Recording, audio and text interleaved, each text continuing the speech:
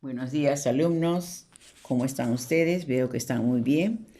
Vamos a empezar en nombre de Dios, pero quiero de todas maneras hacerles presente de que pongan su nombre, apellidos completos y la palabra presente en el Classroom para poder tener su asistencia, ¿ya?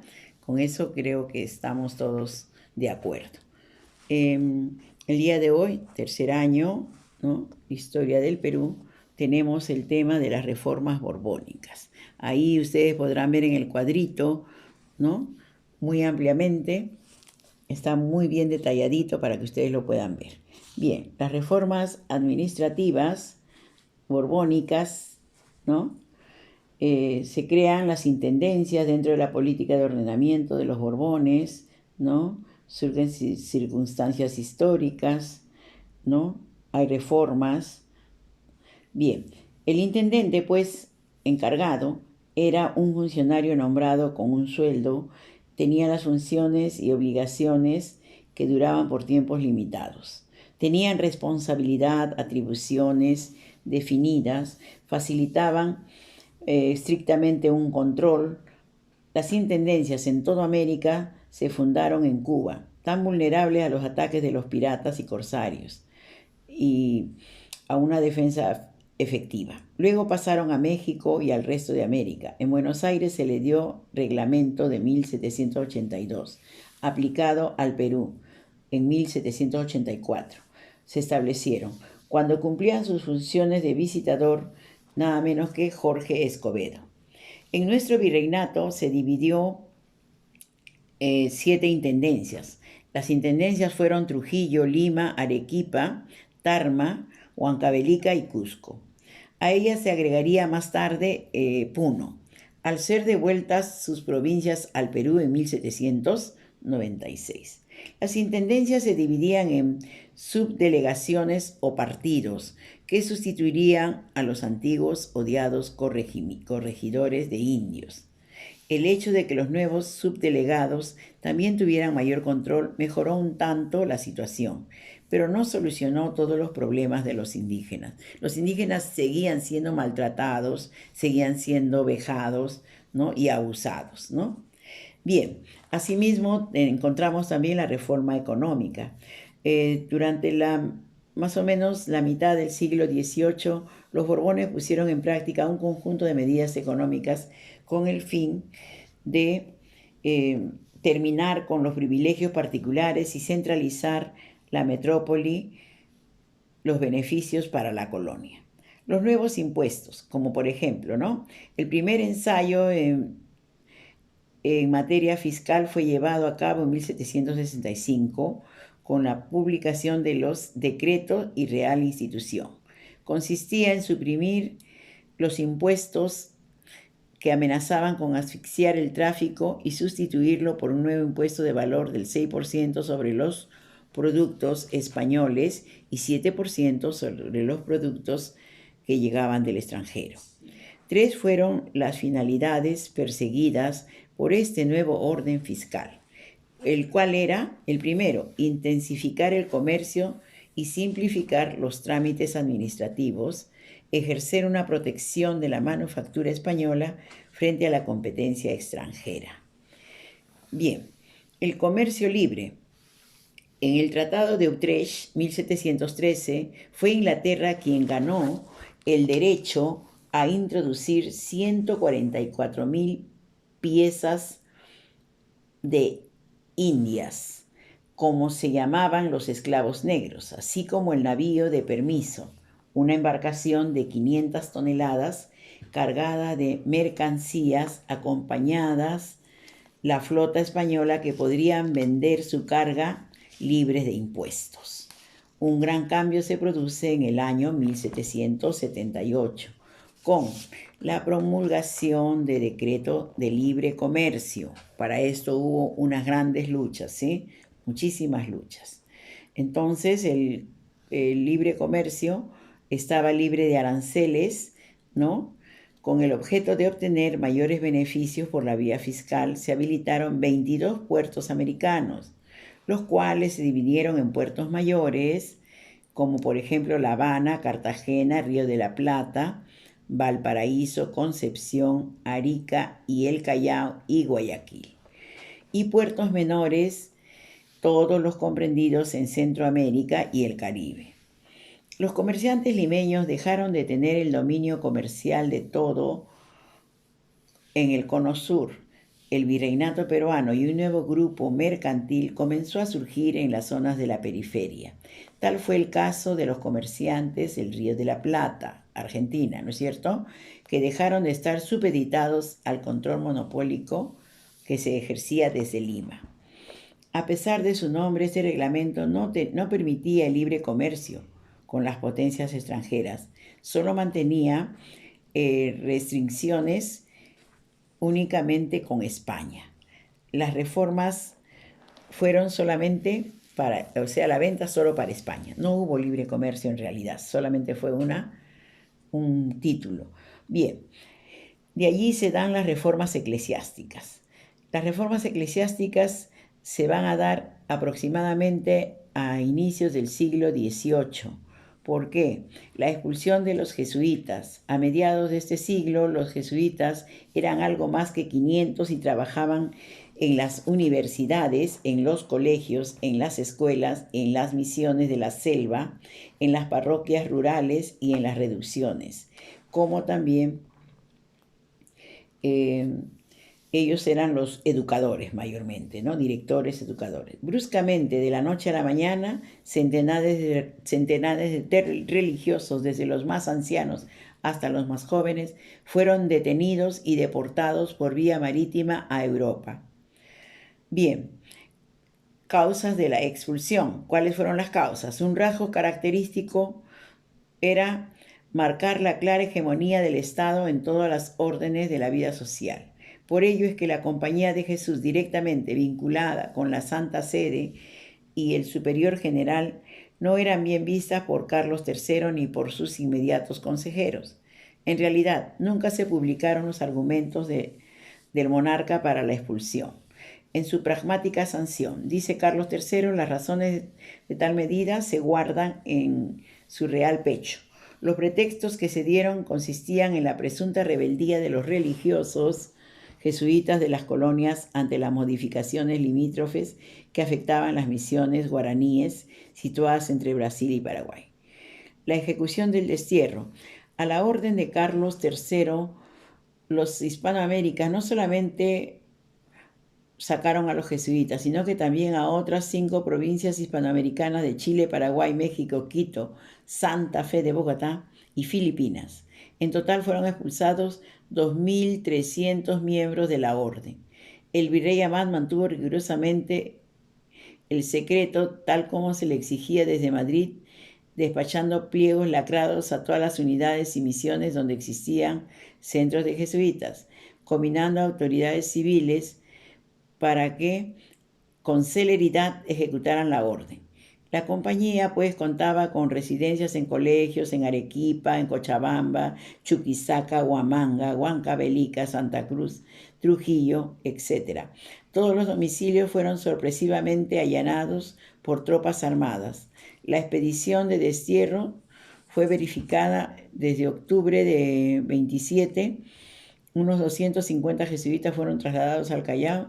Se les asignó a bordo del Peruano, barco que zarpó hacia el sur. Después de recoger en Valparaíso a jesuitas de Chile, la travesía fue pesada, agobiante y inhumana, desesperante por la lentitud del barco. No pocos se enfermaron y murieron en el viaje. El 30 de abril de 1768 arribó el peruano a Cádiz, pero como no podían quedarse en suelo español, fueron conducidos en otras naves a los estados pontificios. Entre los exiliados se hallaba el joven Juan Pablo Vizcardo y Guzmán, que se haría célebre por su carta a los españoles americanos, primer documento que plantea la lasitud y la necesidad de la independencia. Tras la expulsión de los jesuitas se nombró en Lima la Junta temporaria para inventariar y administrar los bienes de los jesuitas. También se fundó el Real Convictorio de San Carlos para suplir el vacío educativo que se generó tras la expulsión de los jesuitas. Queridos alumnos, la Real eh, el real pretexto fue simplemente una postura de España, pero la realidad era que los jesuitas habían preparado a nuestros indígenas en lectura, en matemáticas, y también le enseñaron a querer su pueblo. Le enseñaron que ellos eran los dueños de acá y que los españoles que habían venido eran los extranjeros que habían venido a llevarse su riqueza. Entonces, como ya había vistos de varios indígenas que estaban reclamando su derecho con buenas palabras, eh, ¿cómo se dice? Enhebrando bien bonitos documentos, entonces vieron que ellos eran un peligro y es por ello que los echan de esa manera tan estrepitosa y tan avergonzante para hombres que realmente ayudaron a que los peruanos sepamos querer al Perú. Ojalá vinieran ahora una flota de esos, ¿no? De esos jesuitas para que nos preparen, porque somos muchos los que a veces no respetamos ni nuestro himno ni queremos al Perú. Ojalá que ustedes no, espero que ustedes no. Bien, el virrey Amat y Juniet. Ya hemos hablado del virrey Amat y Juniet en anteriores oportunidades, ¿no? Es uno de los que embellece Lima categóricamente, ¿no? El paseo de aguas, que hoy es el paseo de Chabuca Granda, ¿no? Todo el Rímac era una belleza, porque como sabemos también tuvo una novia por allí, la Perricholi, ¿verdad? ¿No? La Plaza de Toros, la Plaza de Hacho, ¿no? La Alameda de los Descalzos, el Real Convictorio de San Carlos, la Iglesia de las Nazarenas, se construye con el gobierno de Amat y Juniet, la Iglesia de Santo Domingo, ¿no? Donde muere pues nuestro santo peruano Martín de Porras. En el Callao culmina la fortaleza del Real Felipe, se da la renovación urbana de todo Lima, incluyendo la construcción de bellos cafés y nuevos hospitales. Este famoso sexagenario virrey, sabemos pues enamorado de la actriz Micaela Villegas, con quien tuvo un hijo llamado Manuel Amat y Villegas. Este amor escandalizó a todo Lima, principalmente por el origen plebeyo de la muchacha, una mujer ilustrada y caritativa, a quienes las lenguas envidiosas la llamaban la Perricholi, ¿no? Era una chica bien educada, sabía leer y escribir, sabía latín, sin embargo, nosotros entre mismos peruanos la maltrataban, ¿no? Bueno, vamos a hacer la retroalimentación. ¿Cuál fue el país beneficiado con el libre comercio? España e Inglaterra eran los países beneficiados. Describe el proceso de la economía en el virreinato del Perú durante el siglo XVI y XVII y XVIII, monopolio con España, ¿ya? ¿Cuáles fueron las principales medidas que se adoptaron en el decreto de libre comercio? Desde Lima hasta a toda América, pero fueron medidas que no se cumplieron por los españoles. ¿Cuál es la relación de Juan Pablo Vizcarra y Guzmán con las reformas borbónicas? El mensaje a los españoles americanos, su tan famosa carta.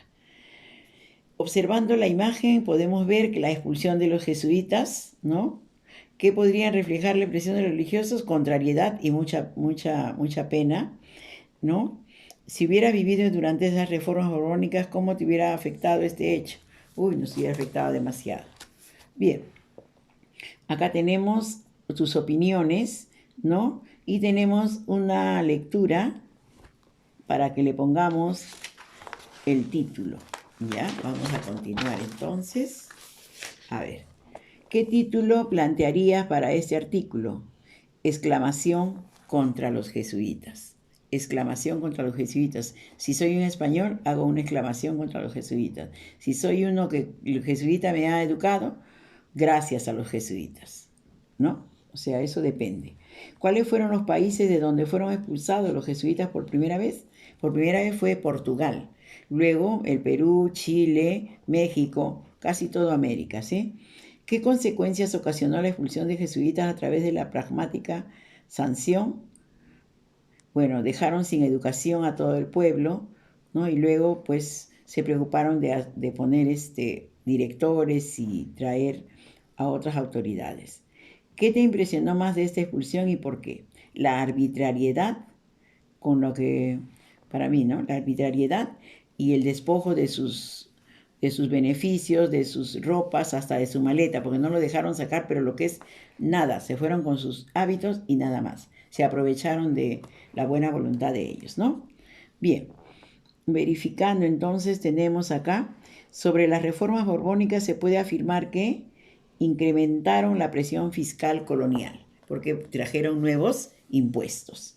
Muy bien, uno de los objetivos principales de las reformas borbónicas aplicadas sobre sus colonias en el transcurso del siglo XVIII fue la recuperación del poder económico y militar español. Muy bien, el siglo XVIII. La monarquía borbónica, mediante las reformas aplicadas en sus dominios americanos, pretendía lograr una mejor distribución del poder en el virreinato del Perú. Porque el virreinato del Perú era la capital, ¿no?, de todo el virreinato americano. Bien, las reformas borbónicas del siglo XVIII afectaron principalmente ¿a quién? A los sacerdotes, ¿no?, a los jesuitas. Muy bien. Las reformas borbónicas buscaron obtener mayores ingresos de las colonias americanas mediante nuevos impuestos comerciales. Las consecuencias fundamentales de la expulsión de los jesuitas en el Perú en el siglo XVIII fue el abandono de la educación universitaria. Muy bien. 7. Los corregimientos en el virreinato peruano fueron reemplazados a fines del siglo XVIII por las intendencias. Entre las medidas más importantes de las reformas borbónicas se considera la expulsión de los jesuitas. Las intendencias establecidas en 1784 se dividían administrativamente en audiencias. Durante el último tercio del siglo XVIII se ejecutaron varias reformas político-administrativas bajo el modelo de la modernización borbónica. Las intendencias organizadas en el virreinato del Perú fueron Lima, Puno, Cusco, Arequipa, Trujillo, Huancavelica, Tarma y Huamanga. La letra B. Bien, queridos alumnos, eso es final del tema 2. Empezamos con el tema 3, las rebeliones indígenas. Bien, dentro de las rebeliones indígenas la hemos visto desde Manco Inca, la hemos visto desde Tupac Amaru I, la hemos visto de los alcaldes, la hemos visto de los indios de Vilcabamba, hemos visto una serie de rebeliones, ¿no? Las rebeliones que nos nombra el texto es la de Juan Santos Atahualpa, ¿no? Sabemos que él era un, no sabemos si es criollo o indígena, ¿no?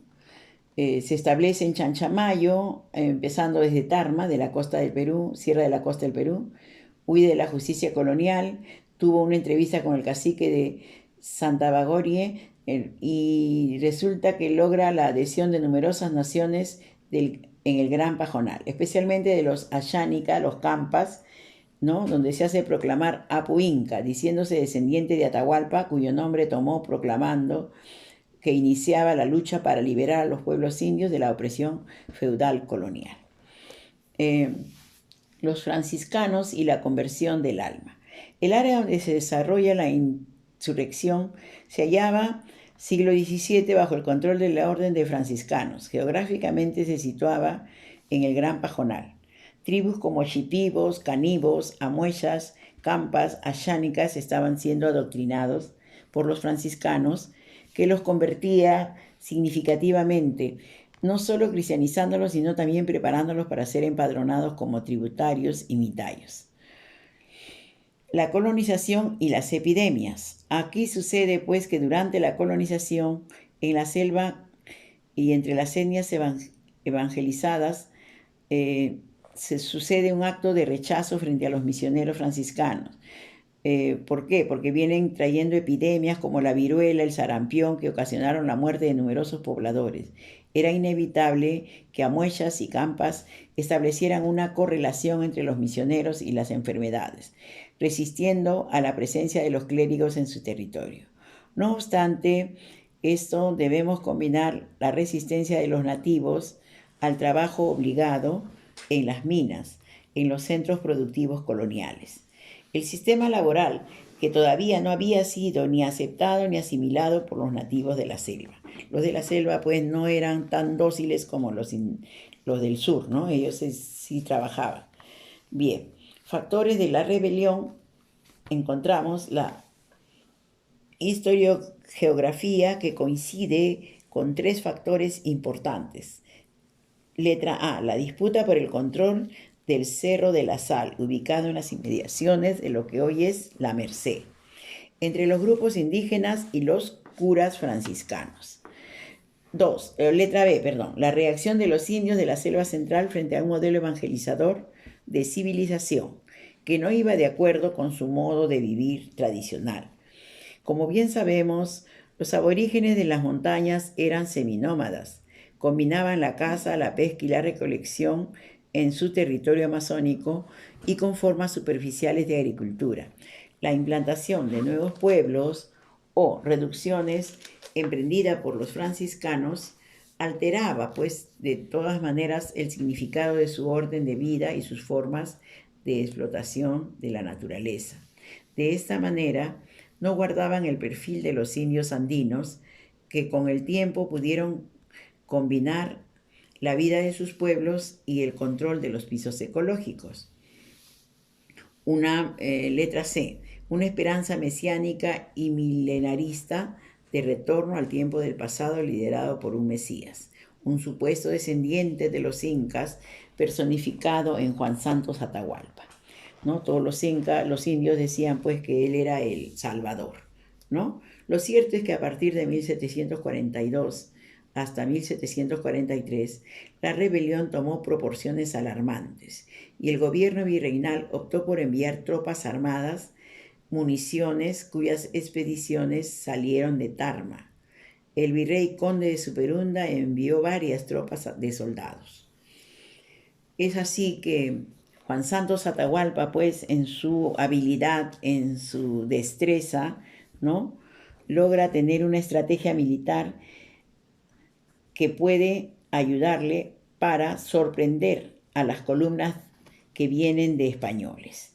¿De qué manera? Ataques sorpresivos de parte de columnas guerrilleras, demostrando ser la adecuada, ya que la selva presentaba para este tipo de incursiones, ¿no?, estaba aparente, ¿no? Además, no contaban ellos pues con un ejército con armas como los españoles, ¿no? Entonces sus inesperadas entradas se desencontraban con los españoles.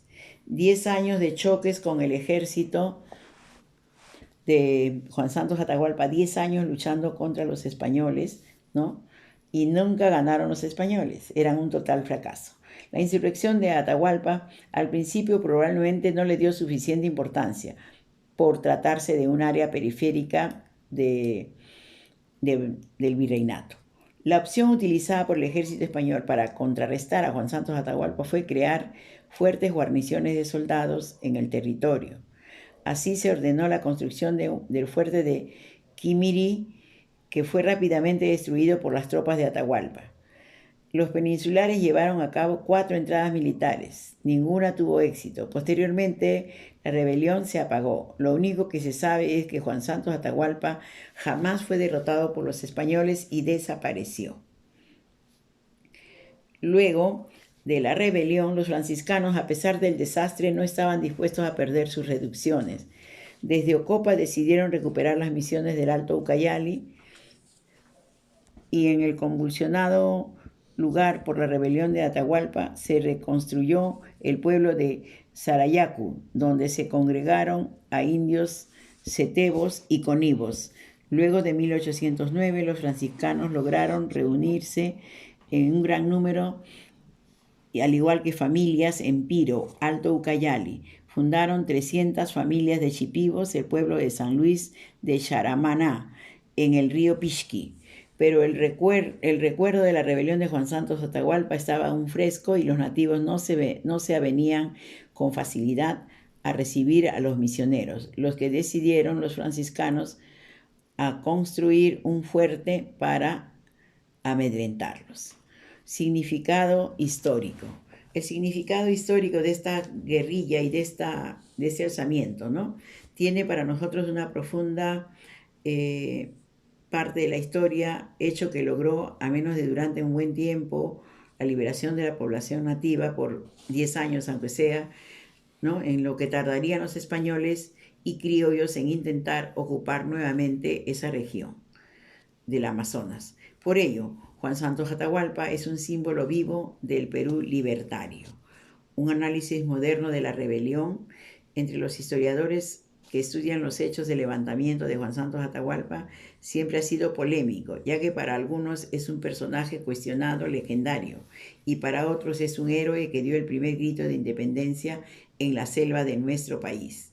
La impresión transmitida por la historiografía americanista tradicional sorprende, pues, a la parte de la paz de la vida colonial, sin otras alteraciones, solo por unos pocos levantamientos. Sin embargo, entre estos, utilizado como ejemplo el inhabitual, la revuelta de Juan Santos Atahualpa, ¿no?, que es comparada con la de José Gabriel Condorcanqui, que aparece como un fenómeno emblemático en el siglo XVIII. Ambos episodios pueden ser considerados como precedentes de los movimientos emancipadores debido a su carácter nativista, siendo en todo caso ejemplo para las nuevas élites criollas. Pese al intenso trabajo historiográfico de los últimos años, han permanecido sorprendentemente notables errores sobre el levantamiento de la selva, ¿no?, en la duda de la autenticidad. El fin de la rebelión también fue exitoso porque un grupo de historiadores dice que los grupos sociales explotados siempre tienden a levantarse de manera explosiva y muy sanguinaria, ¿no? Esa sería la parte del final. Vamos a ver la retroalimentación. Principales causas de la rebelión de Juan Santos Atahualpa: la opresión de la colonia hacia los indígenas, ¿no? Número 2. ¿Cuáles fueron los grupos sociales que apoyaron a Juan Santos Atahualpa? Ayánicas y Campas. ¿Qué sucedió con los franciscanos después de la rebelión? Fueron expulsados por Juan Santos Atahualpa.